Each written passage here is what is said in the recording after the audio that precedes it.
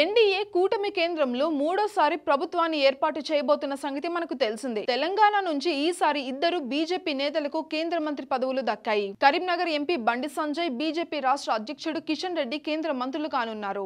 ఇప్పటి వరకు కూడా కేంద్ర పర్యటన సాంస్కృతిక బీజేపీ అధ్యక్షుడిగా ఇప్పుడు కేంద్ర మంత్రి స్థాయి వరకు ఎదిగారు. ఎమ్మెల్యేగా గెలిచి 4వసారి కూడా ఓడిపోయిన ఆయన ఆ తర్వాత సికింద్రాబాద్ ఎంపీగా గెలిచారు.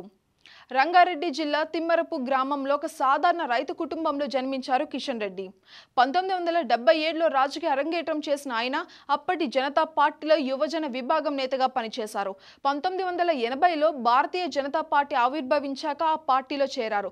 1980 నుంచి 81లో రంగారెడ్డి జిల్లా బీజేవైఎంలో కన్వీనియర్గా, 1986లో ఉమ్మడి ఆంధ్రప్రదేశ్ బీజేవైఎం అధ్యక్షుడిగా సేవలు అందించారు. కేంద్రంలో ఎన్డీఏ అధికారంలో ఉన్నప్పుడు 2002 నుంచి 2004 వరకు బీజేవైఎం జాతీయ అధ్యక్షుడిగా కూడా పనిచేశారు.